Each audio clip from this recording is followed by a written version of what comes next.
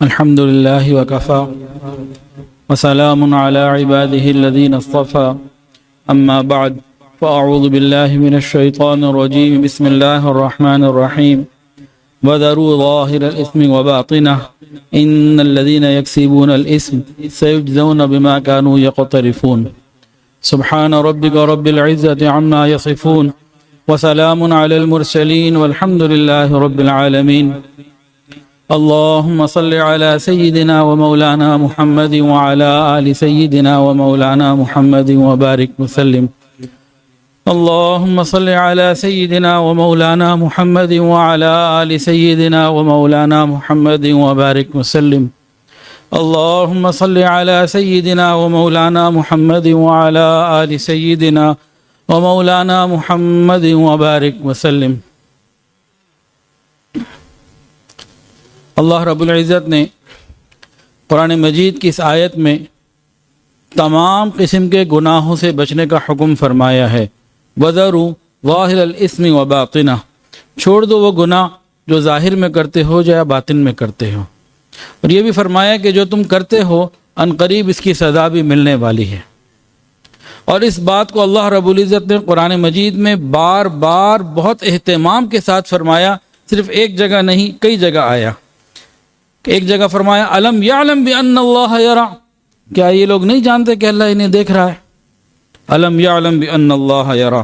اور کہیں فرمایا واللہ یعلم ما تبدون وما تکتمون، جو کچھ تم کھلے بندوں کرتے ہو یا چھپ کے کرتے ہو اللہ جانتا ہے، واللہ یعلم۔ اور کہیں فرمایا یعلم سرکم وجہرکم ویعلم ما تکسبون، وہ جانتا ہے تمہارے سینے کے چھپے ہوئے بید بھی اور ظاہری باتیں بھی، ہر چیز کو وہ جاننے والا ہے۔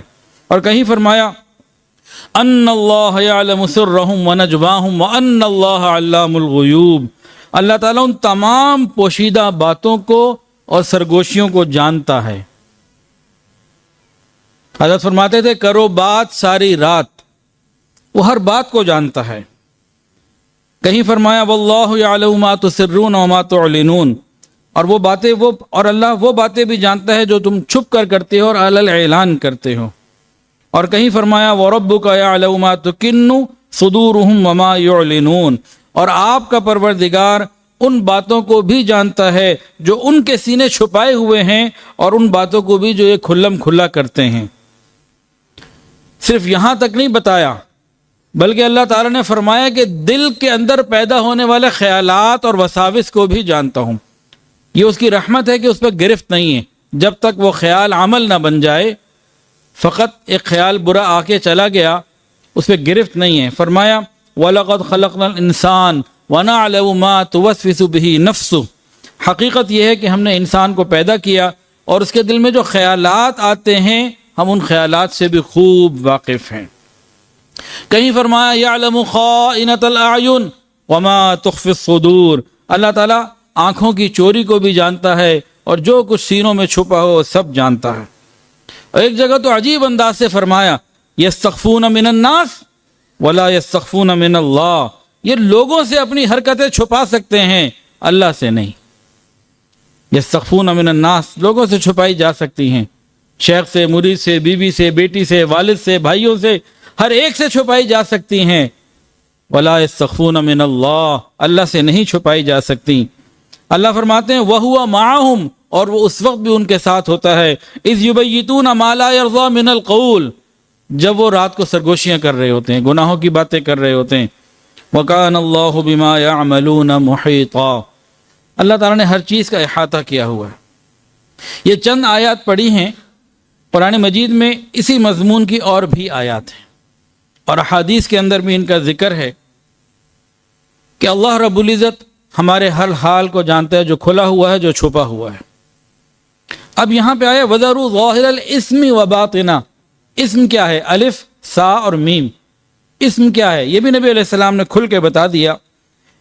ایک صحابی نے نواس بن سمعان رضی اللہ تعالیٰ عنہ پوچھا نیکی اور برائی کے بارے میں، تو نبی علیہ السلام نے کیا فرمایا؟ البر حسن الخلق والاسم ما حاک فی صدرک، کہ نیکی کیا ہے؟ اچھے اخلاق، اور گناہ کیا ہے؟ جو تیرے دل میں کھٹکے، جو تیرے دل میں کھٹکے وہ گناہ ہے۔ وکرہتا، اور تو اس بات کے اوپر کراہت اختیار کرے، یہ چاہے کہ میری بات کسی کو پتہ نہ چلے، یہ گناہ ہے۔ گناہ کیا ہے؟ جو دل میں کھٹکے، اور اس کی مزید ڈیفینیشن اور مزید کھول دیا، جو ہم یہ چاہتے ہیں کہ یہ کسی کو پتہ نہ چلے۔ اسی طرح ایک اور جگہ وابصہ بن معبد رضی اللہ تعالیٰ نبی علیہ السلام کے پاس حاضر تھے۔ پوچھا، وابصہ کیا تم نیکی اور گناہ کی تعریف پوچھنے آئے ہو کہ نیکی کیا ہے اور گناہ کیا ہے؟ کیا اس کی تعریف پوچھنے آئے ہو؟ انہوں نے عرض کیا، جی جی میں اسی لیے حاضر ہوں۔ نبی علیہ السلام نے اپنی انگلیاں اکٹھی کی، ان کے سینے پہ ماری، اور یعنی کہ مکہ بنا کے سینے پہ مارا، اور فرمایا اپنے نفس سے پوچھو، اپنے دل سے پوچھو، اپنے نفس سے پوچھو، اپنے دل سے پوچھو، اپنے نفس سے پوچھو، اپنے دل سے پوچھو۔ کسی بھی مفتی صاحب کے پاس جانے سے پہلے اندر والے مفتی سے بھی ذرا کھٹکھٹا کے پوچھ لو۔ 3 مرتبہ آپ نے یہ فرمایا، اور پھر فرمایا کہ نیکی وہ ہے جس پر نفس اور دل دونوں مطمئن ہو جائیں۔ نیکی وہ ہے جس پر نفس اور دل دونوں مطمئن ہو جائے، جبکہ گناہ یہ ہے کہ وہ تیرے نفس میں کھٹکے اور دل میں تردد پیدا کرے، اگرچہ لوگ تجھے اس کے بارے میں فتویٰ بھی دے دیں۔ اس سے زیادہ وضاحت اور کیا ہوگی؟ نبی علیہ السلام نے فرمایا، الاسم حزازۃ القلوب، او کما قال علیہ الصلوۃ والسلام، کہ گناہ دل کی چبن اور تکلیف سے معلوم ہو جاتا ہے۔ تو گناہ کی ڈیفینیشن بھی نبی علیہ السلام کی زبانی سامنے آ گئی، گناہوں کو چھوڑنے کا حکم بھی قرآنی آیات میں آ گیا، اور یہ بھی آ گیا کہ اللہ رب العزت ہمیں ہر حال میں دیکھ رہے ہیں۔ اب ہم کیا کریں؟ ہم تو ہر وقت اللہ رب العزت کی نظروں کے سامنے ہم کیا کریں؟ ان کیفیات کو اپنے اندر کیسے بیدار کریں؟ اللہ رب العزت کے اس حکم کے اوپر ہم کیسے عمل کریں؟ وَذَرُوا ظَاهِرَ الْإِثْمِ وَبَاطِنَهُ، اس کے لیے ذکر، مراقبہ، اہل اللہ کی صحبت، اس قسم کی ساری چیزیں مراد ہیں۔ ایک آپ سے سوال پوچھتا ہوں، ہمارا رب کون ہے؟ اللہ۔ من ربک؟ اللہ۔ دوبارہ پوچھتا ہوں، من ربک؟ اللہ۔ اب اگلا سوال، کیا یہ میرا اس گزشتہ سوال آسان تھا یا مشکل؟ آسان سوال تھا نا۔ اگر وفاق المدارس میں پیپرز میں یہ آ جائے تو سب کے 100 میں فل 100 میں سے 100 نمبرز ہو جائیں۔ غور کرنے کی بات یہ ہے کہ آج زمین کے اوپر یہ سوال اتنا آسان ہے، اتنا آسان ہے کہ جب پوچھا من ربک، تمہارا رب کون ہے، ہر زبان سے نکلا اللہ۔ کیا قبر میں منکر نکیر جب آئیں گے اور یہی سوال ہم سے کریں گے من ربک، کیا اس وقت بھی اتنا آسان ہوگا؟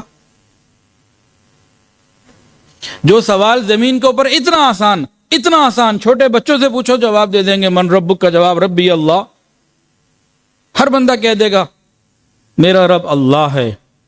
بات یہ ہے کیا قبر میں بھی یہ جواب، جب اس سوال کا جب یہی جواب دینا آسان ہوگا؟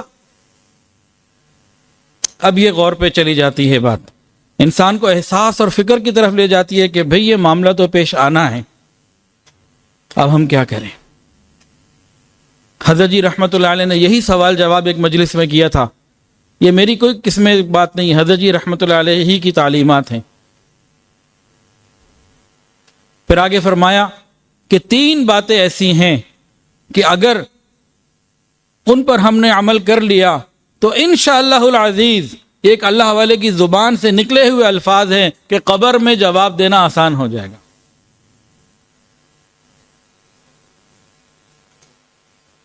اور حضرت جی رحمۃ اللہ علیہ کی زبان مبارک سے نکلی ہوئی بہت ساری باتیں ہم میں سے اکثر لوگوں نے پوری ہوتے ہوئے دیکھی ہیں، الحمدللہ۔ وہ 3 باتیں کون سی بیان فرمائی تھیں؟ سب سے پہلی بات تو فرمائی ذکر اللہ، یعنی معمولات کی پابندی، ذکر اللہ کی کثرت۔ فرمایا کرتے تھے کہ جب مجالس فقیر میں بات لکھی ہوئی بھی ہے کہ جب انسان روزانہ پابندی کے ساتھ اللہ اللہ اللہ کی ضربے لگائے گا تو زندگی میں لاکھوں نہیں کروڑوں مرتبہ اللہ اللہ اس کی زبان سے ادا ہو چکا ہوگا، قبر میں جواب دینا اللہ آسان ہوگا۔ مراقبے کا ذکر آیا تو چند بنیادی مراقبے کے بارے میں جو سوالات پوچھتے ہیں، کیونکہ اس مجمع میں الحمدللہ بہت سارے نئے لوگ بھی موجود ہیں۔ حضرت جی رحمۃ اللہ علیہ کی وفات کے بعد جو آپ کا فیض اور پھیلا ہے اور مزید لوگ متوجہ ہوئے، تو اس مجمع میں الحمدللہ ایسے لوگ بڑی تعداد میں ہیں جو پہلی مرتبہ آئے ہیں۔ اس کا احساس یقیناً ہم سب کو ہے۔ تو ان کے کچھ بنیادی سوالات ہیں، وہ جوابات دینا میرے حساب سے ضروری ہیں۔ ایک سوال یہ ہوتا ہے کہ مراقبہ کسے کہتے ہیں، کیسے کرتے ہیں؟ مراقبہ کرنے کا طریقہ بہت آسان ہے۔ آنکھوں کو بند کر کے، سر کو جھکا کے یہ خیال کر کے بیٹھ جانا کہ اللہ تعالیٰ کی طرف سے رحمت آ رہی ہے، میرے دل میں سما رہی ہے، اور میرا دل کہہ رہا ہے اللہ اللہ اللہ۔ زبان بند رہے گی، دل سے یہ کہلوانا ہے۔ یہ امیجینیشن ہے، گمان ہے، انا عند ظن عبدی بی۔ تو مراقبہ کرنے کا طریقہ بہت سادہ ہے۔ مراقبہ کرنے کے لیے باوضو ہونا ضروری ہے؟ نہیں، باوضو بہت بہتر ہے، بے وضو بھی ہو سکتا ہے، بلکہ وہ مستورات جن دنوں نماز نہیں بھی پڑھنی ہوتی مراقبہ کر سکتی ہیں۔ آج کسی نے پوچھا کہ سر کے اوپر کپڑا ڈالنا ضروری ہے؟ ضروری نہیں ہے، بہتر ہے کوئی ڈال لے، بہت اچھا، یکسوئی بڑھ جائے گی، نہیں ڈالتا تب بھی ہو جائے گا۔ پھر ایک اکثر سوال یہ ہوتا ہے کہ کس وقت مراقبہ کرنا چاہیے؟ 24 گھنٹے میں سے کون سا ٹائم آئیڈیل ہے مراقبے کے لیے؟ اس کے دو جواب ہیں۔ ایک جواب یہ ہے کہ تہجد کا وقت، فجر کی نماز سے پہلے کا وقت، یہ آئیڈیل ٹائم ہے مراقبے کے لیے۔ دوسرا جواب، جس بندے کو جو ٹائم مل جائے اس کے لیے وہی آئیڈیل ہے۔ سب کی اپنی اپنی مصروفیات ہیں۔ ایک صاحب آج ملے، کہنے لگے شام 7 بجے جاب پہ جاتا ہوں اور صبح آتا ہوں۔ اب وہ تو تہجد میں نہیں کر سکتے مراقبہ۔ تو مختلف لائف سٹائلز ہیں، تو جس کو جو وقت ملے۔ ایک سوال یہ ہوتا ہے کتنی دیر مراقبہ کریں؟ آدھا گھنٹہ روز ہو جائے تو بہت اچھا۔ ابتدا میں آدھا گھنٹہ نہ ہو تو جتنا کم ہو جائے چلتا رہے۔ ایک سوال یہ ہوتا ہے جب ہم مراقبہ کرتے ہیں توجہ ہی نہیں ہوتی، ادھر ادھر خیالات آنے شروع ہوتے ہیں، تو پھر ہم چند دن مراقبہ کر کے جب اس کا فائدہ محسوس نہیں ہوتا تو مراقبہ کرنا چھوڑ دیتے ہیں۔ یہ جو کرنا چھوڑنے والی بات ہے نا، یہ اس کا مطلب یہ ہے کہ شیخ سے رابطہ نہیں ہے، کیونکہ اگر پوچھا ہوتا تو یہ مسئلہ حل ہو چکا ہوتا، عمل چھوڑا نہ ہوتا۔ اب اس میں بھی کئی باتیں ہیں بنیادی۔ سب سے پہلی بات، مراقبہ کرنا ہمارے اختیار میں ہے، کیفیات ہمارے اختیار میں نہیں ہیں۔ تو جو ہمارے اختیار میں ہے ہم وہ کریں، باقی اللہ مہربانی فرما دیں گے انشاءاللہ۔ مراقبہ کرنا ہمارے اختیار میں ہے، کیفیات نہیں ہے۔ جو ہمارے اختیار میں ہے وہ کریں، جو اختیار میں نہیں ہے وہ جب اللہ چاہیں گے مل جائے گا۔ مراقبہ کرتے ہوئے خیالات آتے ہیں، کیا کریں؟ حضرت جی رحمۃ اللہ علیہ اس سوال کا جواب یہ دیتے تھے کہ اس کا یہ مطلب نہیں ہے کہ مراقبہ کرنا چھوڑ دیں، یہ تو اور زیادہ فکر مند ہونے والی بات ہے کہ جب میں اپنے سارے کاموں سے ہٹ کٹ کے اپنے ایزی ٹائم کے اندر بڑے اطمینان والے ماحول میں پنکھا یا اے سی لگا کے سکون کے ساتھ مراقبہ کرنے کے لیے بیٹھا ہوں، اللہ اللہ کرنے بیٹھا ہوں، اس وقت اللہ اللہ کی یاد نہیں آ رہی، تو موت کے وقت کیا ہوگا؟ موت کے وقت کیا ہوگا؟ بیماری ہوگی، کہاں کیا حال ہوگا؟ اس وقت پھر کلمہ کیسے زبان پر آئے گا؟ تو یہ گھبرانے کی بات نہیں ہے، فکر مند ہونے کی بات ہے کہ نہیں مجھے کرنا ہے، اور آہستہ آہستہ انشاءاللہ تعالی ہو جائے گا۔ اسباق کی جب بات آتی ہے تو ہم شجرہ طیبہ میں پڑھتے ہیں کہ پہلے 16 اسباق جو ہیں یہ نقشبندی اسباق کہلاتے ہیں، اگلے مجددی کہلاتے ہیں، اور لطائف 7 جو پہلے 7 لطائف ہیں یہ کتنی دیر میں طے ہو سکتے ہیں؟ کسی کا کوئی ٹائم نہیں ہے جی، لیکن عام طور سے مشاہدے میں جو بات آئی 4-6 مہینے میں ایک سبق کیا جا سکتا ہے، انسان شوق سے کرے، شیخ سے رابطے میں رہے تو 4-6 مہینے میں ایک سبق ممکن ہے ہو جائے، پھر نیکسٹ۔ تو نا امیدی کوئی بھی نہیں ہے، یقیناً مل کے رہتا ہے۔ لطیفہ قلب کا مراقبہ، اس کے فوائد کیا ہیں؟ جب اس کے فوائد کا علم ہوتا ہے اور انسان پابندی سے کرتا ہے اور اطلاعات دیتا رہتا ہے شیخ کو، تو جو آگے آنے والے 2-3 پہ اس کے فوائد بتا رہا ہوں یہ ہر ایک کو ملتے ہیں. اور یہ بھی حضرت جی رحمۃ اللہ علیہ سے سنا، میں اپنی طرف سے نہیں بتا رہا ہوں، مفہوم الفاظ میرے ہیں، اصل بات وہی ہے. اگر ہم آدھا گھنٹہ 20 منٹ 25 منٹ یا زیادہ روزانہ کی مراقبے کی پابندی کریں گے تو شہوات کنٹرول ہو جائیں گے. لطیفہ قلب کے مراقبے کا بنیادی فائدہ شہوات کنٹرول ہو جائیں گی. شہوات کا مطلب صرف ایک نہیں ہے، مرد عورت والی غیر محرم محرم والی بات نہیں ہے، وہ بھی ہے میں اچھا لگوں، میں اچھا کھاؤں، اس طرح کی تمام چیزیں یہ حدود شریعت میں آ جائیں گی. یہ نہیں ختم ہوگا کہ میں اچھا کھانا نہ کھاؤں. ایسا نہیں ہو سکتا کہ مراقبہ کر کے یہ کیفیت ہو جائے کہ اچھا کھانا کھانے کا دل ہی نہ کرے. نہیں، اچھا کھانا کھانے کا دل کرے گا لیکن حلال اور پاکیزہ کی لمٹ میں آ جائے گا، حدود شریعت میں آ جائے گا. اچھا پہننے کا دل کرے گا لیکن سنت کے مطابق اور حدود شریعت میں. یہ نہیں کہ میں غیروں کی مشابہت بھی اختیار کر رہا ہوں، کھانے پینے میں حرام حلال کی پرواہ نہیں کر رہا، یہ نہیں ہوگا. اسی طرح محرم غیر محرم کے حوالے سے انسان حلال تک محدود رہے گا، حرام سے بچے گا، یہی مطلوب ہے. تو لطیفہ قلب کے مراقبے سے شہوات کنٹرول ہو جاتی ہیں، زندگی حدود شریعت میں آ جاتی ہے، اور جس کی زندگی حدود شریعت میں آ گئی وہ کامیاب ہے. اگلا سبق ہے لطیفہ روح کا. آج ایک مولانا بتا رہے تھے، ابھی آئے ہوئے تھے تھوڑی دیر پہلے، تو فرمانے لگے کہ جب سے مراقبے شروع کیے ہیں اور آگے سلسلہ چلا ہے، پہلے جب میری ساس میرے گھر آتی تھی بڑا غصہ آتا تھا اور بیگم سے لڑائی ہوتی تھی. آتی بھی وہ خود تھی، جاتی بھی وہ خود تھی. اب جب سے مراقبے کیے اور آگے سلسلہ بڑھا ہے، اب ساس کو لینے بھی میں جاتا ہوں، پہنچانے بھی میں جاتا ہوں، گھر میں سال کی گندم لے کر آتا ہوں تو ساس کی بھی لے کر آتا ہوں. تو مراقبے کے فائدے ہم نے صرف اپنے لطائف میں محسوس نہیں کرنے، زندگی کے اندر محسوس کرنے کہ کیا آ رہے ہیں. تو بہرحال تو 3 باتیں حضرت جی رحمۃ اللہ نے فرمائی تھیں کہ جب قبر میں یہی آسان ترین سوال پوچھا جائے گا من ربک، تو جواب دینا آسان کیسے ہوگا؟ ذکر اللہ کی پابندی. اس کے بارے میں تھوڑی سی تفصیلات بنیادی نئے لوگوں کے لیے عرض کر دیں. دوسری بات فرمائی اتباع سنت، نبی کریم صلی اللہ علیہ وآلہ وسلم کے طریقے کے مطابق زندگی گزارنا.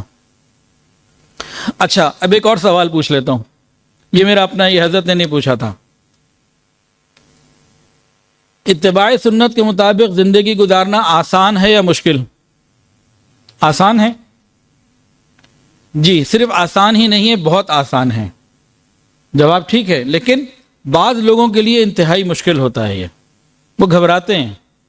تو ایک فارمولہ آپ کو عرض کر دیتا ہوں، اس فارمولے کے مطابق اگر ہم اپنے آپ کو دیکھ لیں گے تو ودن منتھ 1-2 مہینے میں ہماری پوری زندگی سنت کے مطابق ہو جائے گی.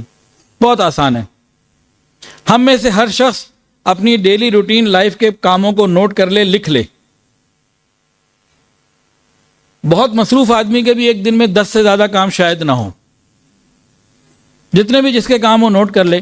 اگر ایک جیسے کھانا کھانا یہ ایک کام ہے، ایک دن میں ہم کئی مرتبہ کھا رہے ہیں تو یہ ایک کام ہے. ٹوائلٹ جانا ہے اگر کئی دفعہ جا رہے ہیں تو یہ ایک کام ہے. تو منفرد طور پر ہم اپنے کاموں کی فہرست بنا لیں، جو بھی ہمارے کام ہیں سے فہرست بن گئی، 8 5 7 10 کام نکلیں گے تقریباً. اب ہر کام کو لکھنے کے بعد اس کا سنت طریقہ معلوم کر لیجئے. اگر ایک طریقہ 3 دن میں معلوم کریں اور 10 کام ہیں تو 1 مہینے میں زندگی ہماری روزمرہ کی سنت کے مطابق آ گئی. تو یہ مشکل نہیں ہے. اور تیسری چیز فرمایا کرتے تھے اہل اللہ کی صحبت. اہل اللہ کی صحبت، اہل اللہ کی صحبت میں کتنا آنا. یا ایھا الذین آمنوا اتقوا اللہ وکونوا مع الصادقین، اے ایمان والو اللہ سے ڈرو، تقوی اختیار کرو، وکونوا مع الصادقین، اور سچوں کے ساتھ ہو جاؤ. حضرت جی رحمۃ اللہ علیہ فرماتے تھے کہ یہاں مراد مفسرین نے مشائخ وقت کو لیا ہے. اور کتنا ان کے ساتھ رہو؟ خالطوہم لتکونوا مثلہم، اتنا اتنا اتنا کہ ان جیسے لگنے لگو، ان جیسے ہو جاؤ. تو تینوں چیزوں کے اندر کمال مراد ہے. پہلی چیز ذکر اللہ کی کثرت، دوسری چیز اتباع سنت، اور تیسری چیز اہل اللہ کی صحبت۔ فرمایا کہ جب یہ تین کام اگر ہو گئے تو انشاءاللہ العزیز قبر میں جب منکر نکیر آئیں گے تو من ربک کا جواب ربی اللہ کہنا آسان ہوگا، اور جس نے ربی اللہ کا جواب دے دیا، من ربک کا جواب ربی اللہ دے دیا، اگلا بھی اس کا سارا معاملہ آسان ہو جائے گا۔ ایک واقعہ سناتے تھے، رابعہ بصریہ رحمۃ اللہ علیہا، اللہ تعالیٰ کی نیک بندی، ان کا انتقال ہو گیا۔ انتقال کے بعد ان کو کسی نے خواب میں دیکھا، پوچھا کیا بنا؟ فرمایا کہ قبر میں منکر نکیر آئے تھے، قبر میں منکر نکیر آئے تھے، اور انہوں نے آ کے پوچھا من ربک، اے بڑھیا تیرا رب کون ہے؟ تو میں نے ان کو یہ جواب دیا، اے میرے رب کے فرشتوں، تم آسمان کی بلندیوں سے اتنا نیچے آئے ہو، اپنے پروردگار کو نہیں بھولے، میں بڑھیا تو چند فٹ نیچے آئی ہوں، میں اسے کیسے بھول سکتی؟ اے میرے رب کے فرشتوں، تم آسمان کی بلندیوں سے اتنا نیچے آگے پروردگار کو نہیں بھولے، تو میں تو چند فٹ نیچے آئی ہوں، میں اسے کیسے بھول سکتی ہوں؟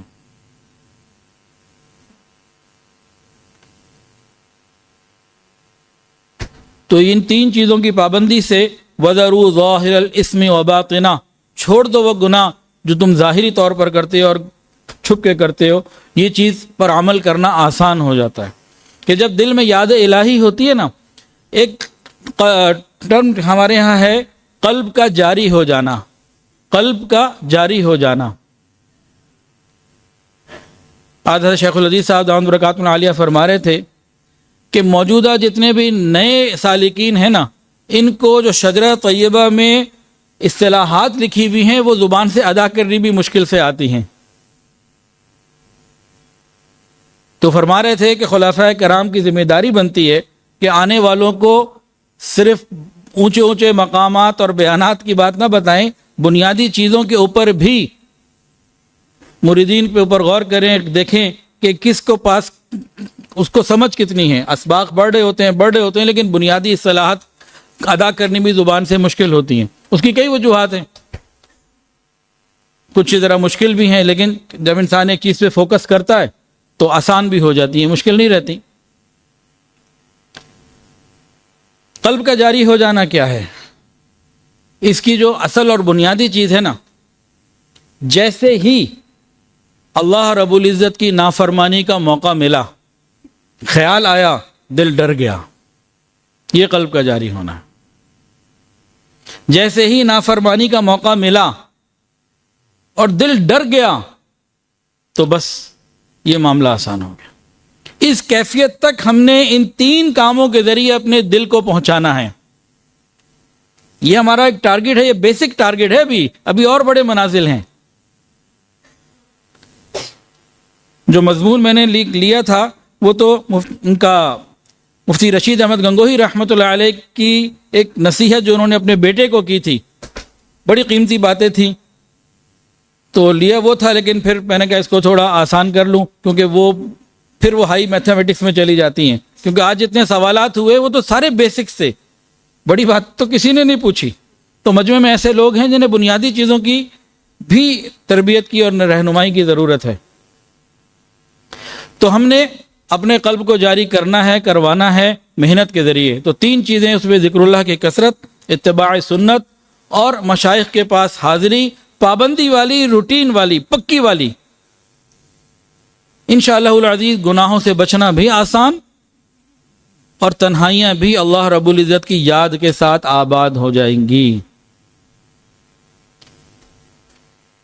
جس کی دنیا کی تنہائی یاد الہی کے ساتھ آباد ہے، اس کی قبر کی تنہائی انشاءاللہ تعالی جنت کا باغ ہوگی۔ شریعت میں ایک مسئلہ ہم سب سنتے ہیں، جزا من جنس العمل، جیسی کرنی ویسی بھرنی، ٹٹ فار ٹیٹ، عدلے کا بدلہ۔ یہ ساری باتیں کہاں جاتی ہیں؟ اکثر اوقات نماز جنازہ سے پہلے جب مجھے بیان کا موقع ملتا ہے چند منٹ کا، تو اس میں یہ والی بات 1-1.5 منٹ میں کر لیتا ہوں، اور وہ بعض مرتبہ مجھے محسوس ہوتا ہے کہ آدھے گھنٹے 1 گھنٹے کی بات سے زیادہ مؤثر ثابت ہو رہی ہے۔ دل نرم بھی ہوتے ہیں، جنازہ بالکل سامنے رکھا ہوا ہوتا ہے، تو ایک بہت سادہ سی بات، ہماری قبر کی تنہائی کیسی ہوگی؟ میں اپنے آپ سے کبھی رات کو تنہائی میں پوچھوں میری قبر کی تنہائی کیسی ہوگی؟ ادھر جزا من جنس العمل، جیسی کرنی ویسی بھرنی، اس اصول کو اگر ہم سامنے رکھتے ہیں تو دنیا میں جیسی ہماری تنہائی ہے وہی سمجھ لیجئے قبر میں اس کا رد عمل ہو جائے گا۔ اگر دنیا کی تنہائی ہماری یاد الہی کے ساتھ ہے، محبت الہی کے ساتھ ہے، ذکر الہی کے ساتھ ہے، تو قبر کی تنہائی انشاءاللہ تعالی جنت کا باغ ہے۔ پھر من ربک کے بارے میں کہ سوال میں ربی اللہ کہنا آسان ہے، اور اگر خدا نہ خواستہ دنیا کی تنہائی ہمارے وہ وقت جب ہمارے پاس خوب ٹائم ہے، پیکج بھی ہمارے پاس موجود ہے، سہولت بھی ہے، طبیعت میں بھی بشاشت ہے، اور موبائل یا کوئی اس طرح کی چیز ہمارے پاس ہے، اس وقت ہمارا کیا حال گزر رہا ہے؟ وہ وقت کیسے گزر رہا ہے؟ جیسے ڈاکٹرز کہتے ہیں نا، جو ہم کھاتے ہیں اس کے مطابق ہماری بیماریاں ہوتی ہیں، تو ہماری تنہائی کیسے گزر رہی ہے؟ تو یہ ہماری قبر کی تنہائی کو ڈیسائیڈ کر سکتی ہے۔ تو سمجھنے کے لیے یہ بات بھی بڑی مؤثر ہوتی ہے۔ دعا ہے اللہ تعالی ہمیں اس حکم پر عمل کرنے کی توفیق عطا فرمائے۔ اور آخر میں چلتے چلتے ایک آخری بات کرتا ہوں۔ حضرت جی رحمت اللہ علیہ جب ہم میں سے کسی کو روٹی کا ایک ٹکڑا دیتے تھے نا، یا بوٹی گوشت کا ٹکڑا دیتے تھے، ہم خوش ہو جاتے تھے۔ ہم کہتے تھے کہ حضرت نے بڑی محبت کی اور اس کو بڑے شوق سے لیتے تھے۔ میں نے کئی مرتبہ خود حضرت جی رحمت اللہ علیہ کے دیے ہوئے روٹی کے ٹکڑے کو دیکھا ہے کہ کئی لوگ کہتے تھے اس میں سے مجھے بھی دے دیجئے، مجھے بھی دے دیجئے، اس طرح سے ہوتا تھا، بڑا خوش ہوتے تھے۔ ایسا تھا کہ غلط کہہ رہا ہوں؟ ایسا ہی تھا نا، وہ تو روٹی کا ٹکڑا تھا۔ اب حضرت جی رحمت اللہ علیہ نے ہمیں اپنے جگر کے 2 ٹکڑے دے دیے، تو جگر کے 2 ٹکڑے ہمارے پاس ہیں، الحمدللہ۔ ہم فکر کرنے والے بنے اور ان سے فائدہ اٹھانے والے بنے۔ حضرت جی رحمت اللہ علیہ ہماری چوائس تھے، ہماری پسند تھے۔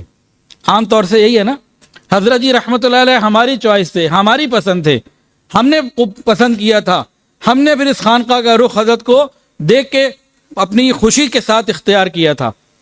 لیکن صاحبزادہ صاحب جانشین جو ہیں، یہ حضرت جی کی خواہش ہے ہمارے لیے، حضرت جی کی پسند ہے ہمارے لیے۔ اب تعلق اور وفاداری، یہ ساری باتیں مستقل چل رہی ہیں۔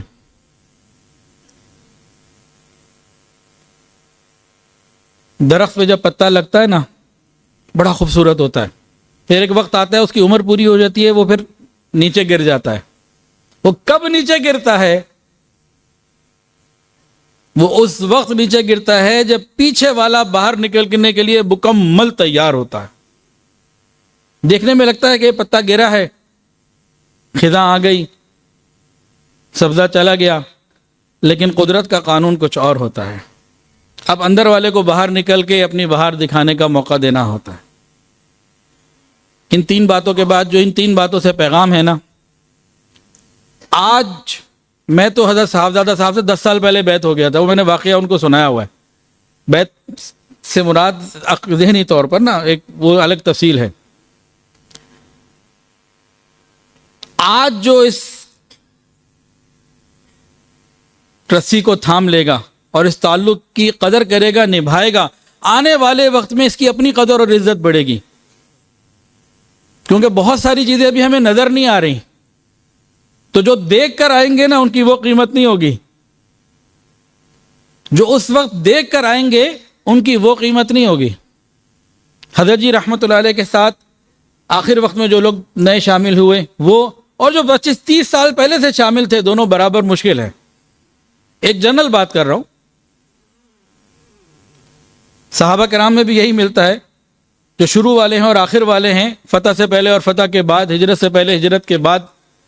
تو ابھی جو ان کے ساتھ تعلق رکھنے والے ہیں، آنے والے وقت میں دنیا دیکھے گی کہ انہوں نے وقت کو صحیح وقت پر کیش کر لیا۔ اللہ تعالی ہمیں اس کی توفیق عطا فرمائے۔ وآخر دعوانا ان الحمدللہ۔